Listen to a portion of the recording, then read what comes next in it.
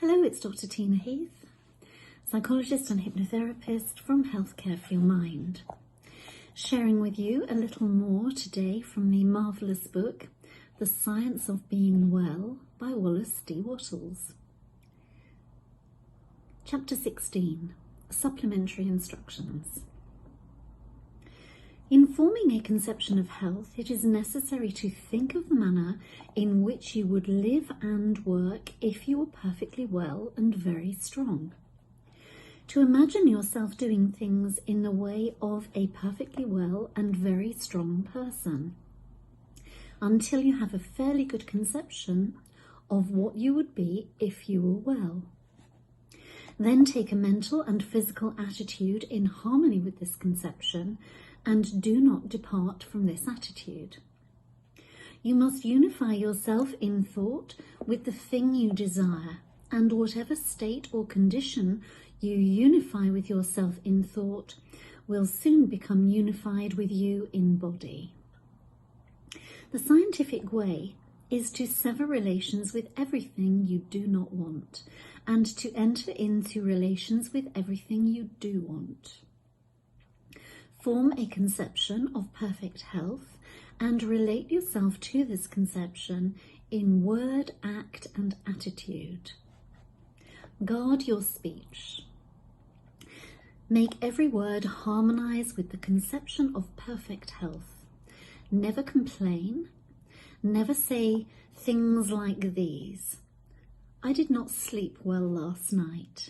I have a pain in my side. I do not feel well at all today, and so on. Say, I am looking forward to a good night's sleep tonight. I can see that I progress rapidly, and things of similar meaning. As far as everything which is connected with disease is concerned, your way is to forget it. And as far as everything which is connected with health is concerned, your way is to unify yourself with it in thought and speech. This is the whole thing in a nutshell. Make yourself one with health in thought, word, and action, and do not connect yourself with sickness either by thought, word, or action. Do not read doctor books or medical literature, or the literature of those whose theories conflict with those herein set forth. To do so will certainly undermine your faith in the way of living upon which you have entered, and cause you to again come into mental relations with disease. This book really gives you all that is required. Nothing essential has been omitted, and practically all the superfluous has been eliminated. The science of being well is an exact science, like arithmetic. Nothing can be added to the fundamental principles, and if anything be taken from them, a failure will result. If you follow strictly the way of living prescribed in this book, you will be well, and you certainly can follow this way, both in thought and action. Relate not only yourself, but so far as possible all others in your thoughts to perfect health. Do not sympathize with people when they complain, or even when they are sick and suffering. Turn their thoughts into a constructive channel if you can. Do all you can for their relief, but do it with the health thought in your mind.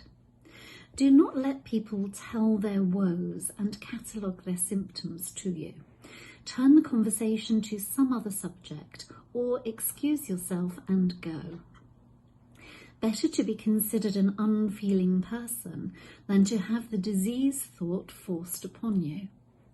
When you are in company of people whose conversational stock in trade is sickness and kindred matters, ignore what they say and fall to offering a mental prayer of gratitude for your perfect health. And if that does not enable you to shut out their thoughts, say goodbye and leave them. No matter what they say, no matter what they think, politeness does not require you to permit yourself to be poisoned by diseased or perverted thought. When we have a few more hundreds of thousands of enlightened thinkers who will not stay where people complain and talk of sickness, the world will advance rapidly towards health. When you let people talk to you of sickness, you assist them to increase and multiply sickness. What shall I do when I am in pain? Can one be in actual physical suffering and still think only thoughts of health? Yes. Do not resist pain, recognize that it is a good thing. Pain is caused by an effort of the principle of health to overcome some unnatural condition. This you must know and feel. When you have a pain, think that a process of healing is going on in the affected part, and mentally assist and cooperate with it. Put yourself in full mental harmony with the power which is causing the pain. Assist it, help it along,